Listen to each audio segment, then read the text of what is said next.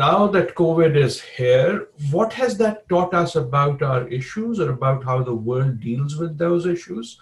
How has that changed? I'm going to leave it open for anyone to jump in. How has that changed? These issues have not gone away, right? None of the things that you said went away, but there have been major impacts. For example, when Janine was talking climate, so we've seen the greatest dip ever recorded in CO2 emissions by 5%. But then you talk to experts and they say, well, even if you sustain that, that isn't going to be big enough. And it reminds you that we're kind of fooling ourselves a bit by saying we'll just do it the short route in small steps, maybe. But let me open this up. So now that we are in the world of COVID, and what our other colleague Perry Merling calls AC, we are in the world after COVID and the world BC, before COVID is over. Where are we as scholars? Where is the world with the agenda? Josh, you had your hand up. Yeah, I don't know where we're going as scholars, but I'll offer a hint as to where things are going, at least in my corner of the universe. And it echoes something that Jack raised as well.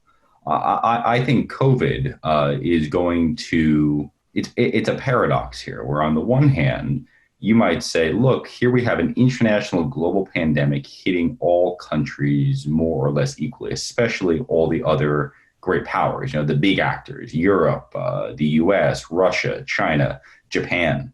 You might say that would increase opportunities and reasons to collaborate. But instead, we see, especially in the United States, this growing nationalist surge where we see both Republicans and Democrats using the rhetoric of blame China. And then in reciprocal form, China is using the rhetoric of, well, look how incompetent the United States is at managing this thing. Blame the United States for not handling this well. So weirdly, at least when it comes to great power politics, COVID has actually reinforced kind of disparate forces driving against international cooperation, which is quite worrisome on the one hand. But the other paradigm, so you might say that would encourage competition, maybe a buildup of the military. But as Jack hinted at, you now have the question of where the heck is this money going to come from? All countries around the world, Japan, we know the question and answer has sponsored a $1 trillion stimulus package. The U.S. just announced yesterday it's going to borrow $3 trillion in the next 3 months. These are Herculean, astronomical sums. Even before COVID hit, I looked it up last night, the U.S. was spending about $600 billion a year servicing its debt. Servicing its debt. That means basically every year the U.S. defense budget went to servicing debt. Now you want to add on you want to double that. All of a sudden the resources for international competition, the expensive stuff like in military affairs, I have serious questions over the money, whether the money will be there going forward. So I could imagine, weirdly, this is where I'll register a prediction here. We're going to see growing tensions among the great powers, but almost in some ways a piece of exhaustion or a piece of bankruptcy going forward. But Josh, that's not a prediction because that's already happening. I'll come to Jack. So in a way, the gloves are off on U.S.-China. I know. It's astounding, but I actually think we're accelerating, right? You might have said COVID would act as a brake and say, hold on a second, do we really want to go here? But instead, we're actually seeing the centripetal forces accelerating. Jump in, Jack. Yeah, I want to congratulate my colleague by bringing something up, which is you can cut the entire defense budget of the United States, and we're still about $300 billion short of the deficit before we did an economic stimulus package. That's how great it is. I think one of the greatest threats that we're seeing are threats that we cannot see. It is really easy to talk about regions of the world, and we know what's going on in the Middle East. We know what's going on in the Pacific. We can talk about what's going on in Europe. But we're seeing that one of the greatest threats that's going to confront, and I'll talk from a national security perspective, is pandemics. I don't believe that the current pandemic we're in will be the last pandemic we're in. And to be honest, I'm going to state I was a little naive. I was thinking with automated intelligence and the work of researchers all over the world that it would be easier to do a vaccine than it's currently proven to be. It just shows you that some of the people in our history, like Jonas Salk, were actually brilliant individuals that developed a vaccine before supercomputers even existed and before the internet was around to share information. So I think pandemics are something that will be, I don't see coronavirus going away anytime soon, and I don't believe that will be the last one we'll see in our lifetime. The other thing we've seen is the importance of cyber. Cyber has only gotten more important. We've pushed a lot of people online. That is good to enable connectivity. It's also bad because then you have nefarious actors, whether they're nation states, whether they're cyber criminals, trying to steal information, steal data. And we saw what happened just on Zoom on breaking into classrooms, something as simple as that. And then the final item, and I want to highlight something Vivien brought up, which is probably one of my deepest concerns, and that is the entire misinformation, fake news campaign. You know, we can say the populists use it to their benefit, and that's 100% correct.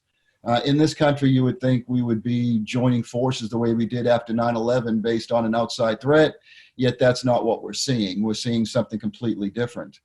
A few weeks ago, we saw China get into the misinformation campaign and spreading some information just like Russia did.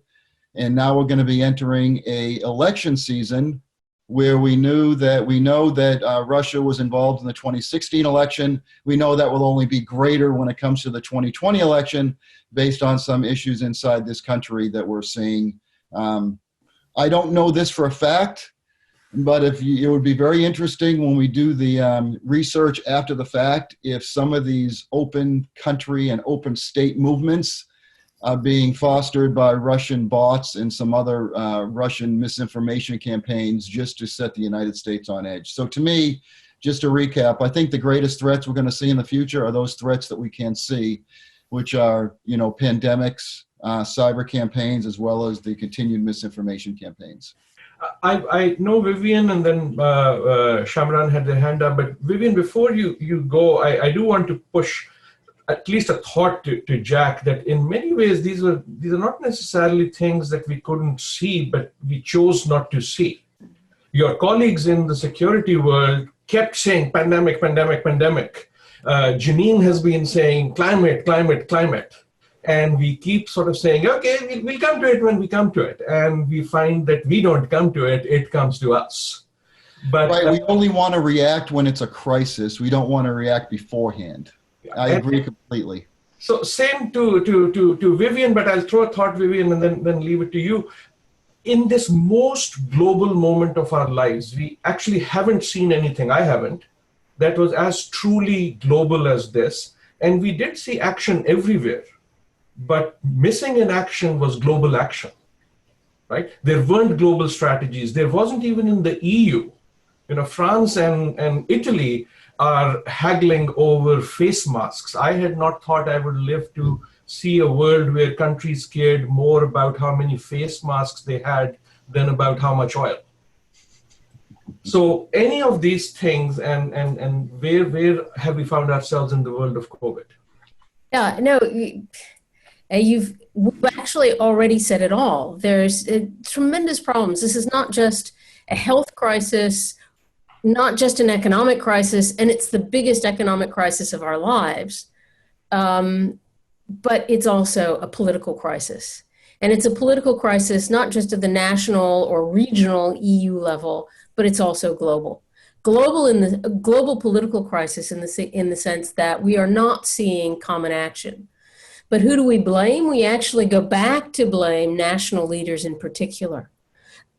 Because what you've seen everywhere is doubling down. I'm only going to think of myself. And this has been going on in the U.S. in any case, and you see it in foreign policy, et cetera, and also the blame game.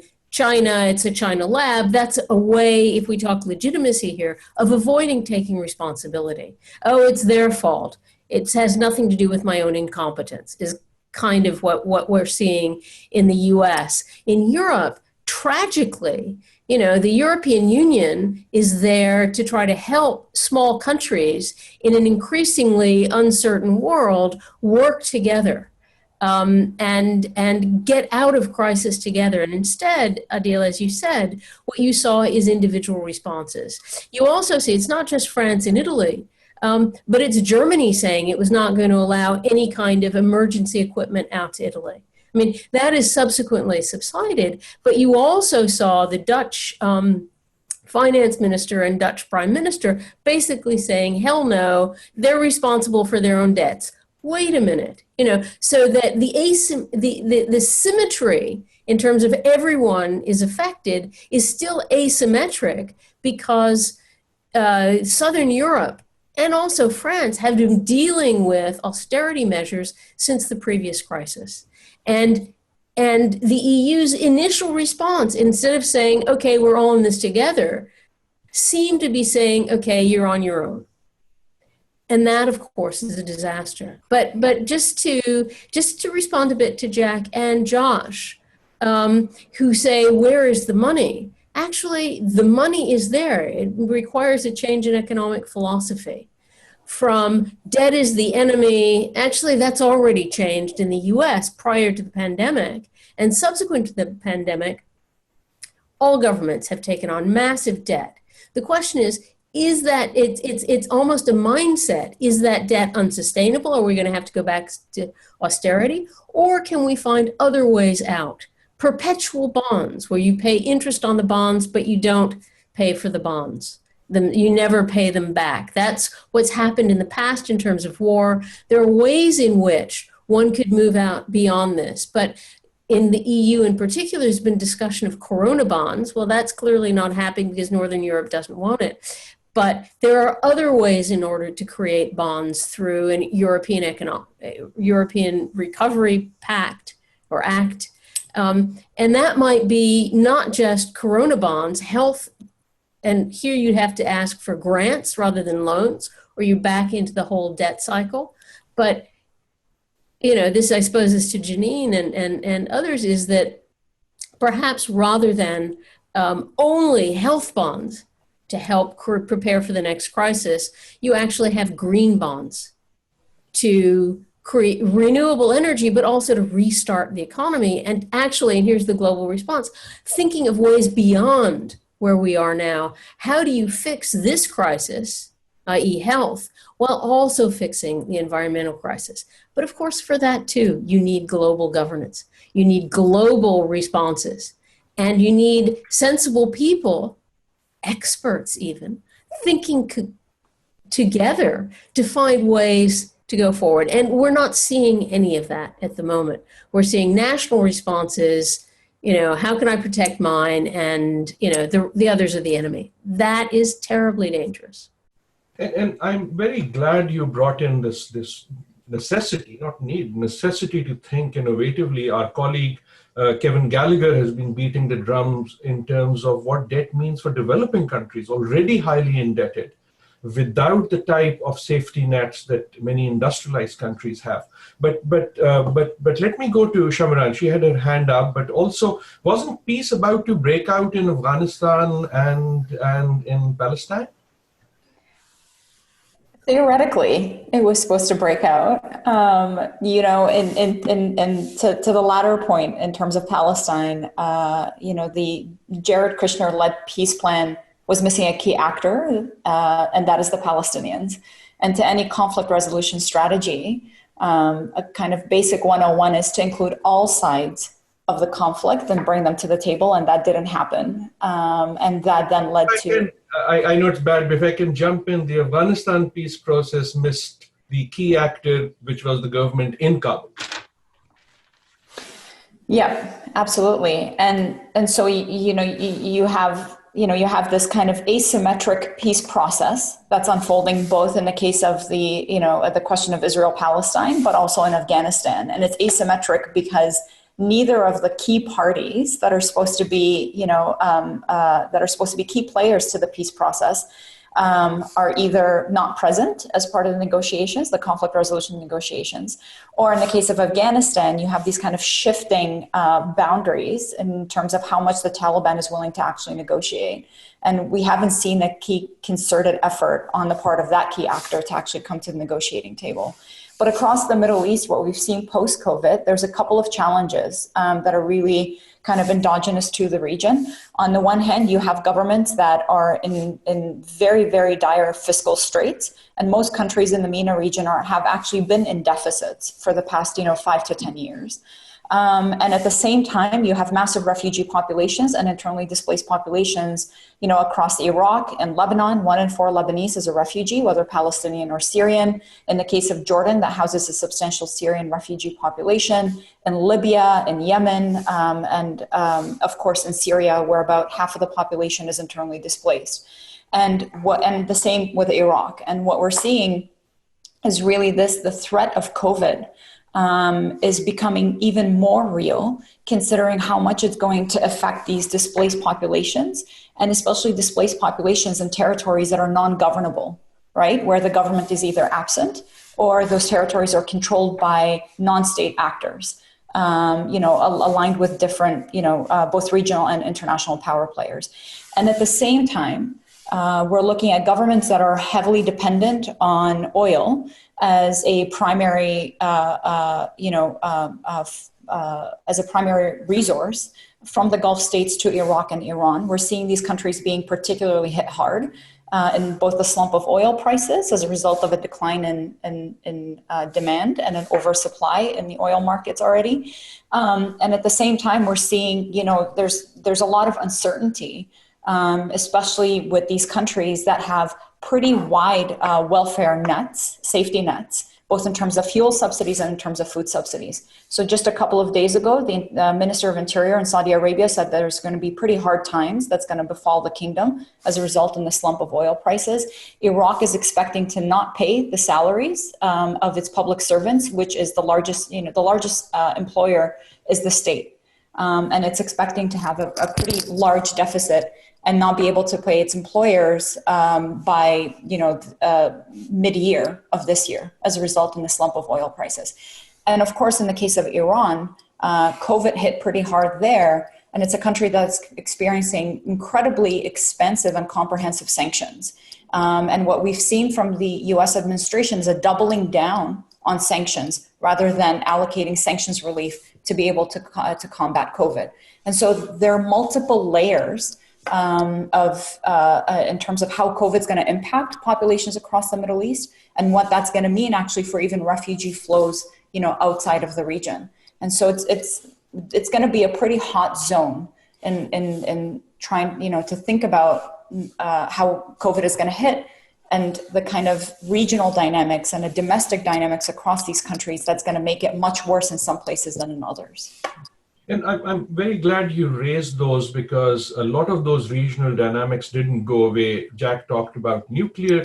I think of my own region, South Asia, and every time they talk COVID, Kashmir also comes up because it's being under lockdown already, but also then from a Pakistan side, sort of this use of this moment and so on and so forth. So general politics doesn't go away; it only compounds. And I'm glad Shamiran also brought this idea that, we've been talking about the return of the state, the return of government, and mostly that it's actually a good thing also. But the non-state didn't go away. Things that our colleagues Kaya Shilde or Nora Lori study about. The non-state actors are also still there, and they're going to be impacted by this as well as use this moment or whatever comes next. To react. So, Janine, as we finish this round, I also wanted to highlight a question that came up or a comment that came up from the audience about the system we are in, right? No one has talked about capitalism, but there is conversation that are there systemic questions that need to be raised about whether we have the right systems, economic, political, Vivien raised that with nationalism and so on and so forth. But that obviously relates very seriously to, for example, climate change. Absolutely, and we are basically going through the eye of the needle, as it were, because as Vivien has described, the nationalist emergence is very much goes against not just the spirit of globalization, but the necessity for globalization, because in climate change, a global response is necessary, as the case with COVID. Vivien also mentioned the issue of taking advantage of the crisis to rebuild in a green way, to invest in sustainability.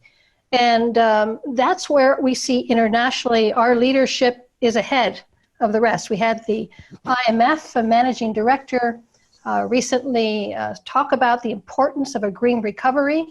The EU is showing us the way with the talks about developing a circular economy because of the vulnerability in the supply chains that emerged with this COVID pandemic.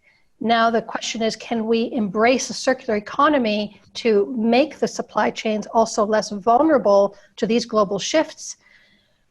Shamiran talked about what's going on in the Middle East, and that gives us a little bit of an insight into the transition costs of the new economy we have to build. And I don't think really you can say that there is anybody who has really thought about this, that there's any disagreement that we must move away from fossil fuels, coal, oil, natural gas, but that will have transition costs and they have to be managed. And so I think that's showing us. We're also seeing an interesting debate about renewable energy. Of course, in the US stimulus package, renewable energy was very visually left out, as it were. But renewable energy is a strong sector. We're seeing the price of renewable energy for power, electricity production is equal to or even less expensive than fossil fuel now, certainly coal. And so there's a promise there. We need to reduce our greenhouse gas emissions this decade by 50%.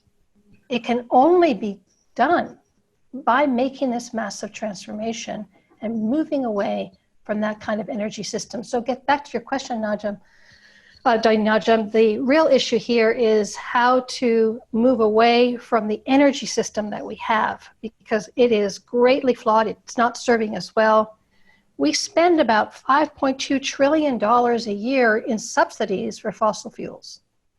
And yet we also pay on top of that the costs of Hurricane Sandy, the droughts that we're seeing, the extreme weather events. We're running out of water in 2050, apparently 70% reduction in surface water availability in southern United States and in Mexico.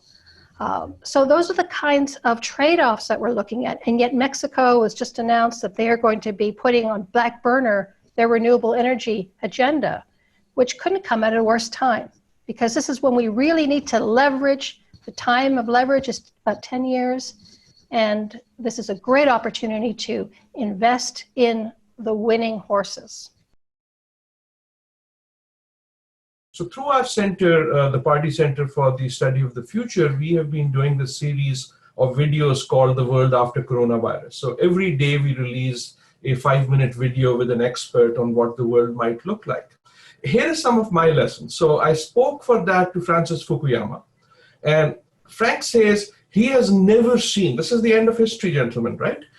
I have never seen a world where the future is as uncertain in the short term, not even just in 9 months, that I cannot tell you where it will go. And then I speak to Noam Chomsky, and he is trying to calm everyone that a better world is possible, that we can get to a better globalization. So in that spirit, let me ask all of you the question I ask all of our experts in that series, which I urge people to look up on the web, some very interesting thoughts there. But my question to each one of you is, we've cribbed, we've said how bad this is. What is your best hope of what the world could learn and actually do on the issues that you are talking about in a post-COVID world? Who wants to go? Vivien. You are muted. Yes, so listening to all of you, there's one common theme that I think is also equally important as a response to Adil's question, and that is, it seems to me that we are back to the role of the state. And what one needs to do is get beyond a neoliberal ideology that assumed that the state was bad and the market was good. What's clear is that we need the state and the market both in a much, much more balanced relationship. And by state, I mean not just national, I mean local, and I also mean regional, and I also mean global. But the problem, and also with industry, of course, at all these levels, the problem is that, especially once we go back to issues of democracy and legitimacy, or we can even leave democracy aside and just talk legitimacy, because we also have to talk about countries that don't have democracy, liberal democracy as we know it. But the problem, the danger in all of this is that the citizens are not part of any of this. We've got, on the one hand, hyper-nationalism and hyper-globalization. And the hyper-nationalism from the populists is me, the people, in the title of a book by Nadia Urbinati. But basically, the people are not there at all. There's not real responsiveness. You've got populist leaders who essentially do it all and do it wrong and are very, for the most part, anti-global. And on the other side, you have, okay, let's do it by the experts and technocracy. And that also doesn't have the people there. And part of the problem we're in with the rise of populism is also a reaction against the experts. So essentially, if we want to solve this problem, we have to find ways to bring the people back in. So it's the state, but a responsive, accountable state in which the people are brought back in at the national level, at the local level, at the regional, supranational regional level, and at the global level. How do you do that? That is the big challenge. We need global governance, but only so far as it helps solve global problems without taking over and dominating everything else that goes on down the way. And one needs to say that also for the EU, the regional level, the national level. In a way, answering the question from one of our guests, Rob November, about what to do. But I want to put you on the spot. One line answer. There's going to be a wave of elections during and after COVID. What is your best hope of how me, the people, will react? So what I'm really hoping is that that the citizens have come to recognize, and I think they have, that competence is key. That expertise is really important, and that the only way into the future is actually having political leaders who are trustworthy, who are competent, who believe in expertise, who take science seriously, and who are going to try to change things, to really respond to the crises of everyone's lives. Good luck. Jack. So I am a glass that is a half full guy, and I want to agree with Vivien and say, to me, the hope of the future, and it's something I see every day when I can hang out with our students, is it's the younger people that see that there is a problem and what needs to change. I look at people that are in my generation, and I either believe they are either too stubborn, too unaware, or don't want to open their eyes to the problems. I'm going to disagree with your previous speaker that talked about, you always think you're in the worst situation possible because we don't know the end of the movie. We know how the other movies ended. But when we went into World War I, we thought World War I, we were going to be home by Christmas. We saw this devastating carnage of people. I believe that if you were in Poland in 1939, or you were in a death camp in Nazi Germany, you thought it could not get any better, and the world was not going to rescue you. And by the way, that was a tremendous, we didn't know how that was going to end either, because if you look back into the late 1930s, early 1940s, there was nothing more powerful than Imperial Japan and Nazi Germany. To me, the hope for the future is the younger voter. I agree with everything that's been said when you talk about globalization. The problem with globalization is it works as long as I have a job and I can feed my family. If I can't feed my family and I don't have a job, I really like the fact of paying $1.25 for oil. So I agree. There was a great study, Janine, that was done by the United States Army War College on climate change. And to me, it was exciting because you could tell that leadership did not manipulate the findings of the study, but it showed significant impacts to the United States Army because of climate change. So I believe hope isn't an option, but I want to tell you that I have hope in the future, and the hope in the future is that the people that are going to move us forward, I think of those that are half our age will help move us forward. They need to vote. They need to get those individuals that can see that there is a problem to get new people in office. I will just give you one data point from one of my classes. It's fascinating to have a discussion about cybersecurity in the United States when the members of the United States Congress can't ask Facebook questions because they're not smart enough technically to even ask the question. To some of my students, that is humorous. It is also sad. So to me, the bright side of the future is those individuals that are young that see that there's a problem, see that socialism is bad until you need to get a check in the mail and a stimulus package, or socialism is bad for all the reasons we see before there's a problem, that now all of a sudden socialism is good in order to get economies going forward. So to me, it's the young people that are going to actually see what the problems are. If they get active in politics, then I see a bright future. If they get complacent and realize that they don't have a vote, then we're going to continue to elect people that are going to put the problem on the next generation. That problem is the next generation is happening right before our eyes. I do tend to agree, but I can imagine our students listening and kind of smiling and saying, that's cute. All these older people on the screen saying, we'll leave it to you guys to solve this because we did nothing. On that note, Janine, your best hope of what we might learn from this? Well, I think for us, the pandemic is a stress test. It shows how it can impact markets and turn our societies. And it also shows, too, how what we knew might be coming someday, we knew that, we just didn't know when, can actually come and has enormous impacts. And there's something called a green swan event. And the idea is that climate change, unlike a black swan where you really don't know whether it's going to come or not, we know climate change is coming. And so this has been a bit of a preview of the chaos and pain that can be caused by not being prepared, not being on top of the issue and managing it. So we have good news. Green bonds were doing extremely well before COVID. And what we can tell is that the green portfolios, the green investments in today's markets are doing better than the others. What that shows is there's a certain amount of investor preference already that's shifted. I think also what we're seeing is that it's a little bit back on Jack's and Vivien's comments about the people and the young people.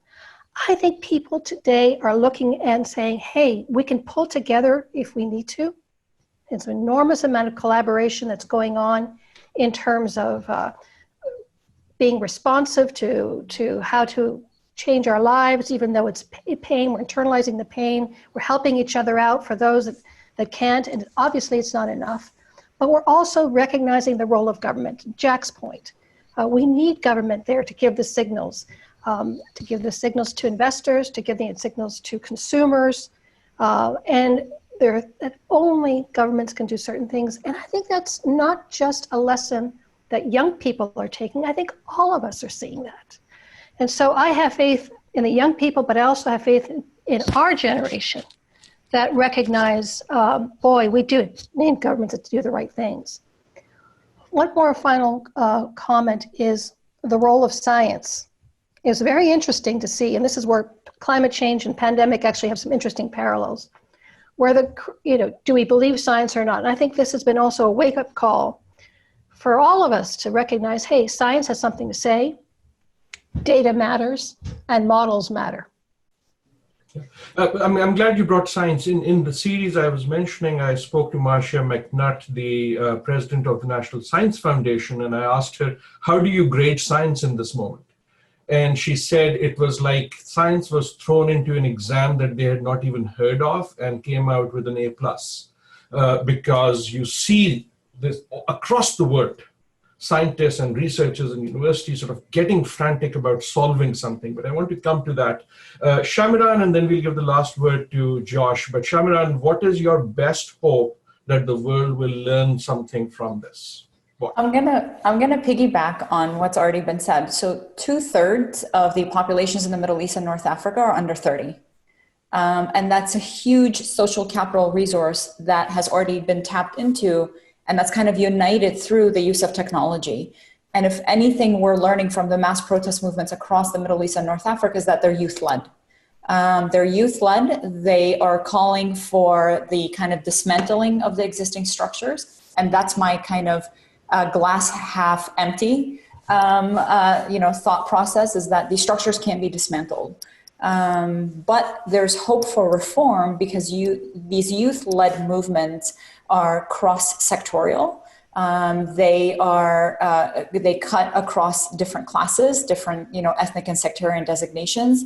And they're definitely, they're resonating in terms of their demands from the state. And it's not necessarily dismantling the state per se, but it's rather dismantling the structures and some of the questions that are coming up, dismantling some of these structures that are tied to, wider macro globalization dynamics that really haven't favored the youth in the region. And so we've seen the past 20 years a rise in education levels of youth across the region, but a huge slump in both youth unemployment and underemployment. And really, when we look at, the levels of social and economic fractionalization, this is key. And so I have hope in looking again at these massive youth protests across the region, that something will change, because ultimately governments are going to have to become more responsive and responsible. But at the same time, in looking at the larger kind of macro structures, it's going to take a lot to change that. And the other thing that I'm hopeful for is that, that there's some good and positive effort at, getting foreign governments, especially Western governments, to realize that their interventions, both hard military interventions, but as well as interventions through aid that have sustained autocrats across the region, haven't worked. So there needs to be a rethinking about the role of Western countries and their interventions in the region as well. I'm very glad my colleagues are glass half full people, because many academics are of the variety they'll see a glass that is full and drain half of it just to be able to say that it was half empty. I'm not sure if Josh is one of them or not, but you get the last call on what is your best hope of what we might learn. So I think I have an answer that blends some of these issues together. Vivien spoke of the resurgence of the state. I would actually go a level below that. I think coming out of this is a resurgence of the individual. This is a reminder that all politics is first and foremost local, right? Be it nationalism, be it the pushback against globalization, and nowadays with the question over inequality in terms of health coverage in response to COVID. This is a reminder that all politics is fundamentally local. So coming out of this, I expect many, many governments, many, many peoples to be negotiating new social contracts. And I think in that sense, there's actually a note of optimism. There's a growing sense that the status quo has left many people behind, a sense that the status quo is unsustainable. And as a result, going to my area of expertise, I think we're going to see a massive change as well in not just the US role in the world, but some of the fundamental principles under which international politics is conducted, with many states focused on renegotiating their social contracts. I think some of the traditional boundary lines in world politics will be framed a little bit. And I think that generates both room for optimism, that traditional cleavages, traditional divides can be overcome, as well as, of course, uncertainty and points of friction that we have to be monitored very carefully rolling forward. Thank you, everyone. I want to, as I end, and thank all of our participants, but also our guests. I'll give you my answer to that. I hope that when we are done with this, or this is behind us on the other side of COVID, as we grapple with the enormity of what this was, we'll also realize that it made us do things we never thought we could do. $1 trillion. Teach classes on Zoom. Reduce CO2 by 5%. And we might also learn that in this moment, something else has happened that is quite magical. A lot of things that you and I would have said cannot possibly be done got done because the threat was big enough, the danger was immediate enough. And I just hope that we learn that we can probably do some of those things without a threat being as imminent and as in our face as it became this time. On that thought, on that hope, and with my gratitude to everyone, have a wonderful day. Everyone listening, please go wash your hands. Thank you, everyone.